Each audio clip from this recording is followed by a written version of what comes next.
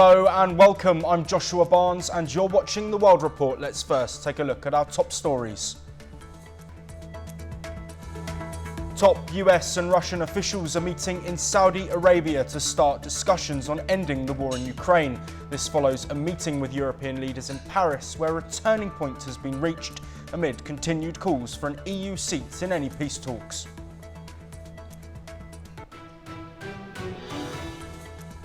A judge is expected to make a ruling within the next 24 hours over whether Musk's Doge powers will be curtailed. Tens of thousands of government layoffs have led to legal action by Democratic state attorneys general, while Musk's access to state departments has also been questioned.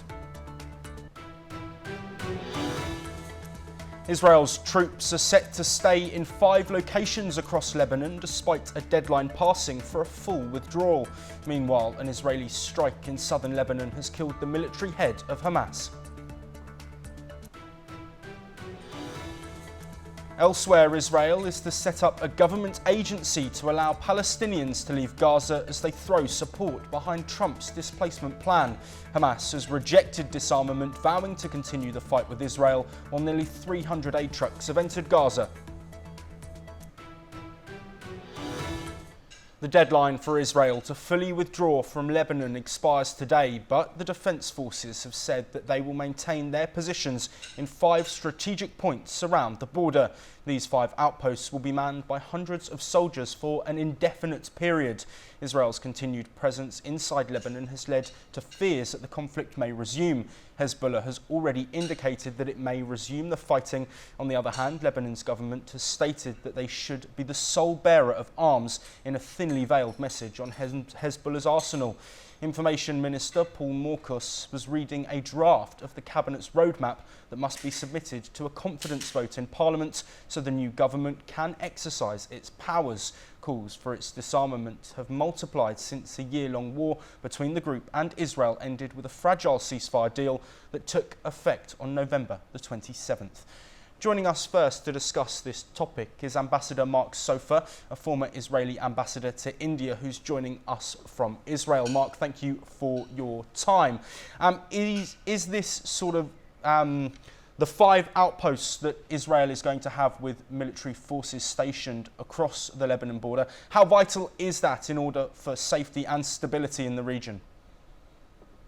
Well, I can't talk on behalf of the Israeli government. On the contrary, I'm actually very critical of it. But I can say as far as the Israeli people is concerned, territorial integrity of Lebanon is in Israel's best interest. It's in Lebanon's best interest. And I think it's very achievable. So if there are a number of posts or outposts which have been set up right now just to make sure that the Hezbollah does not return to the Shiite villages in the south and once again endanger the Israeli civilians who will be moving back in a couple of weeks into the northern villages of Israel, I think that this is something which we should work out with the French and the Americans, who are the 2 major outside actors in Lebanon. And I do think it's a solution. Lebanon's territorial integrity is, as I said earlier, crucial, I think, for Lebanon, for Israel, and I think for the region as a whole, and the possibility of moving forward for the Lebanese people. Now that the Hezbollah has been so decimated, Iranian influence in Lebanon has basically come to a standstill. And as you said, the possibility that Hezbollah will be disarmed is very much on the cards. Also joining us is Professor Rohan Gunaratne, a Middle East affairs expert, joining us from Singapore. Professor Gunaratne, thank you also for your time. We have seen strikes in Lebanon from Israel, which is something that we've seen when there have been peace sessions going on in the past. Prior to anything being agreed, there has been action. Do you think this is helpful to the situation, or is this vital for Israel to do in order to make sure that Hezbollah can't come back once their troops are out of the country? The Lebanese military is being strengthened by the United States to keep the Lebanese Hezbollah at bay. But at the same time, the Lebanese Hezbollah is a very well-entrenched entity. That is why IDF is keeping a number of posts behind in Lebanon before it withdraws. And just before its withdrawal started, the IDF eliminated the Hamas chief of operations in Lebanon, who was planning a number of terrorist attacks. So you can see that the security of Lebanon, the stability of Lebanon is vital for the security of Israel. But at the same time, it is so important for Lebanon and Israel and the United States to talk so that the military successes against the Lebanese Hezbollah can translate into a political and diplomatic victory. At this point, Lebanese Hezbollah still remains capable, strong. Iran continues to back them and support them. So over the course of time, the global strategy should be to disarm the Lebanese Hezbollah and to support the Lebanese state to stand up so that they will not allow any extremist or terrorist entity to be an actor in Lebanon that in turn will jeopardize the security of Lebanon. Also with us is senior journalist Gautam Mukherjee. Gautam, thank you for being here. Do you think that this ceasefire deal between Israel and Lebanon can be used as a potential framework for the war between Israel and Hamas in Gaza, or is the situation there too far past this level of ceasefire? Well, it remains to be seen, but I think with increased pressure from the United States in Gaza, it is very difficult for the Hamas, such as it is, and the other splinter groups to do very much. In fact, if they try, they will be, it will provide a further excuse for more intensive attacks from Israel. As far as Lebanon, Hezbollah goes, uprooting them, root and branch, is a tall order. I agree with the previous speaker, and that is why Israel continues to man its northern borders and occupies some of the territory of Lebanon. The new government is yet to be ratified in a sense. It has to win a trust vote, and it is in any case made up of different factions of Shia Muslims and Christians. It is difficult for this to meld, especially since this is the first government in over 2 years. We have to wait and see how stable it is, how much its writ and authority runs, and Hezbollah will be watching very closely, as will the Israelis and the Iranians. Professor Gunaratne, before we move on, of course, these forces, these Israeli forces, are meant to be in these 5 posts indefinitely. Do you think that that means they will always be there, or are we looking at a true transition away from militarization in the area? IDF will maintain those 5 posts as long as the Lebanese Hezbollah is in operation. And it is the right thing to do, because one day after the October 7th, 2023 attack, Lebanese Hezbollah started to attack Israel from Lebanon. So the Israeli forward presence is vital for the security and stability of Israel. Governments and people should know if a terrorist group uses another country as the staging pan, that country should pay a price. This is the price Lebanon has to pay. The price the Gazans had to pay was that Hamas staged a brutal attack on October 7th. Iran will also should come to that reality. So no country should be used as a staging pad to attack another country. It is in the right of Israel to maintain a forward presence in Lebanon and also a preemptive forward presence in Syria to protect its own security and stability. Its citizens were killed. More than 70,000 Israelis were displaced from the north because of the Lebanese Hezbollah attacks. Professor Gunaratna Gautam Mukherjee, thank you for joining us. Mark Sofa will be staying with us as we stay in the Middle East, and Secretary of State Marco Rubio is holding meetings in Saudi Arabia on Monday to discuss President Donald Trump's displacement and redevelopment plans for the Gaza Strip. On the other hand, on Monday, Israel sent a delegation to Cairo to prepare for those talks, just 2 weeks before the current ceasefire is set to expire. According to the ceasefire deal, which began on January the 19th, talks about the second phase were supposed to start on February the 3rd. Israeli Prime Minister Benjamin Netanyahu has also said he's committed to the United States proposal to take over the Gaza Strip and displace its Palestinian residents, as Washington's top diplomat was in Saudi Arabia to push the plan, which is opposed by Arab states. In a statement on Monday, Benjamin Netanyahu said he was committed to US President Trump's plan for the creation of a different Gaza. Supporting Trump's plan, Israel's Defense Minister Katz announced on Monday that he would establish a special directorate for the voluntary departure of Palestinians from Gaza. Ambassador Mark Sofa, I will come back to you on this one.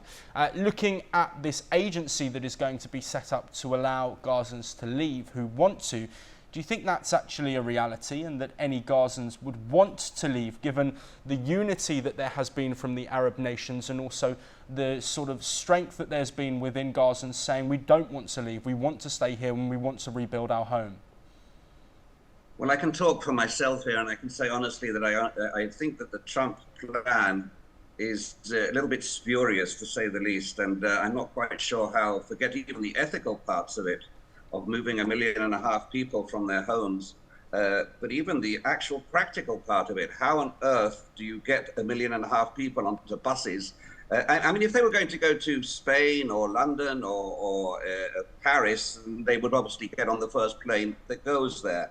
But to Somalia or places which are really not very welcoming, I mean, I don't see it happening. But I think that what is positive out of the plan, and here I will say this, is that it's caused, I think, a lot of the Arab world and Palestinians, instead of sitting around and saying how terrible Israel is, which we've been doing for too long, for 20, 25 years, we've been mudslinging at each other. I think it's brought about an internal thinking in the Palestinian society, in the Arab world, and in Israel, yes, among the people, about what can and should be done in Gaza. So if we cannot translate the Trump plan into action, what else can be done? What other alternative is there? And I think this actually offers opportunities for future. I think the Palestinians honestly should break away from this mudslinging. Israel is responsible for all ills and all evils of the world, and start looking internally what can be done. How can we engage the Israeli people? How can we engage the society there? Because we're here together. We're going to need to live together. So let's sort of move away from this blaming of Israel, from this support of Hamas, and see how we can move into a different future, I think, for the Palestinian people and for the Israeli people.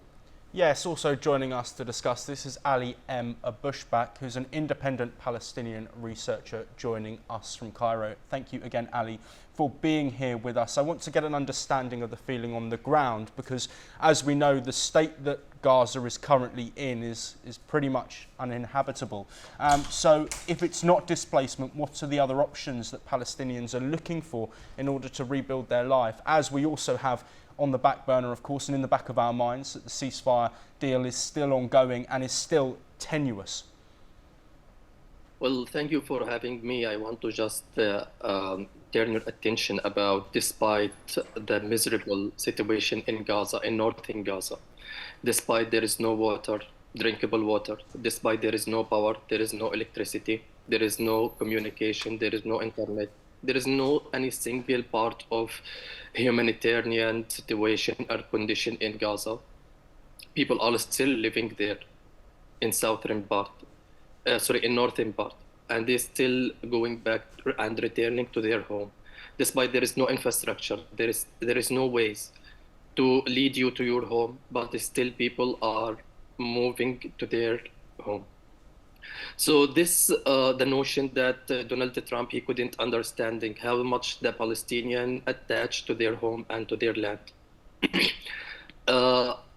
in this situation, in my opinion, Palestinian will not leave or Gazan will not leave, despite there is a volunteer departure to the Palestinian that established from Israel's government.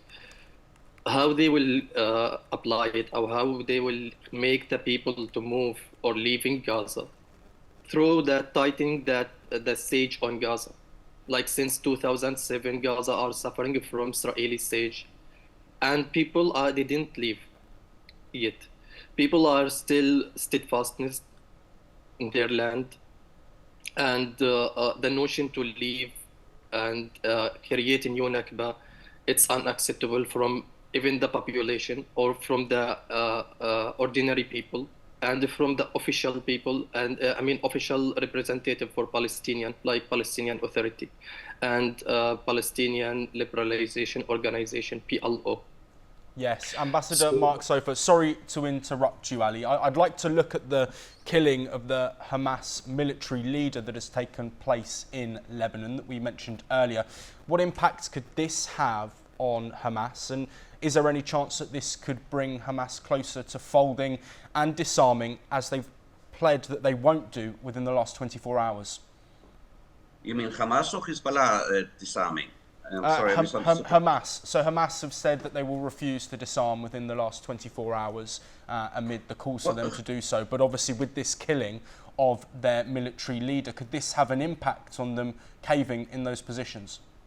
You know, there are very few things that we in Israel are in consensus about. There's a lot of internal problems within the society and a lot of conflicts over this, what should be done. But on one thing, I think everybody is entirely in agreement. And that is that Hamas is a terrorist organization which has to be eliminated militarily and politically, period. There has to be an alternative to it. The Palestinian Authority is one possibility. I actually support that. It needs to be replenished and refurnished and refreshed, as it were. But nonetheless, it's definitely, to my mind, an alternative, but not Hamas under any circumstances. There is nobody in Israel, and nobody, not one, not even from the far left, the far right, will even begin to entertain the thought that Hamas will be involved in anything in the future. So I never read anything at all about Hamas disarming. Terrorist groups don't disarm. Terrorist groups are bent on killing, murder, massacring, and maiming. I don't believe the Palestinian Authority in any way subscribes to that. I would hope not anyway. And the killing of the Hamas person in Lebanon means nothing to me. Hamas should all be killed, as far as I'm concerned. All militants of Hamas, all terrorists that belong to that organization, they are responsible for the 7th of October. They are responsible for the massacre of 2,000 people. Israel was not occupying Gaza at the time. Of course, we had our security situation in board, but let's not forget that Gaza has a huge border with Egypt as well. So we feel free that we don't have to actually worry about Hamas.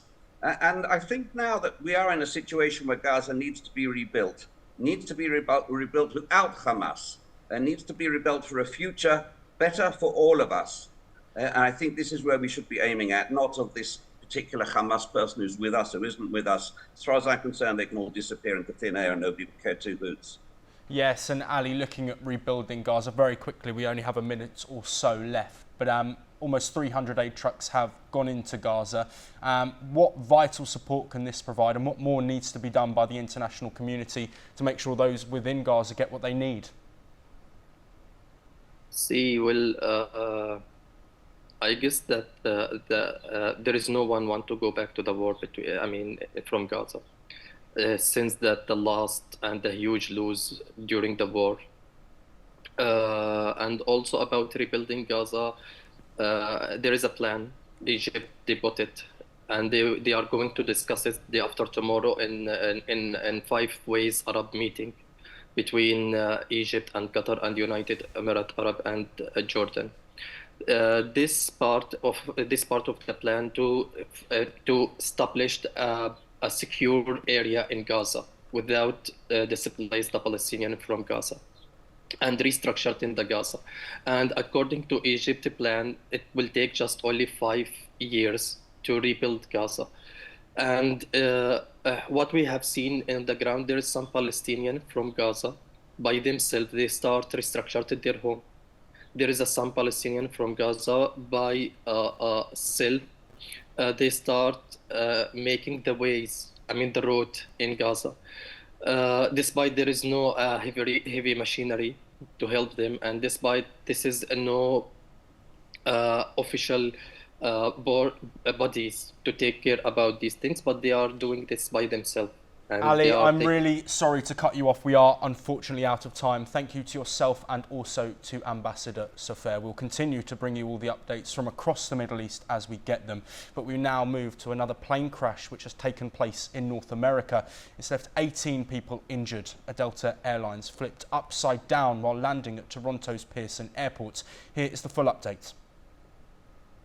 18 injured passengers have been transported to local hospitals after a Delta Airlines crashed while landing. This took place at Toronto's Pearson Airport.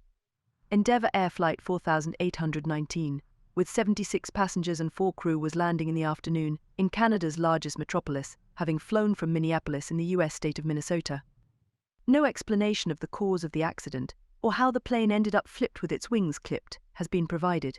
According to paramedics, 3 people were critically injured: a child, a man in his 60s and a woman in her 40s. First and foremost, there was no loss of life, and this is in due part to our heroic and trained professionals, our first responders at the airport. Airport emergency workers mounted a textbook response, reaching the site within minutes and quickly evacuating the passengers. Dramatic images on local broadcasts and shared on social media showed people stumbling away from the upside-down CRJ-900 plane, shielding their faces from strong gusts of wind and blowing snow. Canada's Transportation Safety Board, assisted by the US Federal Aviation Administration, deployed a team of investigators to the site of the crash. The crash comes after other recent air incidents in North America, including a mid-air collision between a US Army helicopter and a passenger jet in Washington that killed 67 people, and a medical transport plane crash in Philadelphia that left 7 dead. Bureau Report, NewsX. That is unfortunately all we have time for, but we'll be back very soon with more of your latest international news.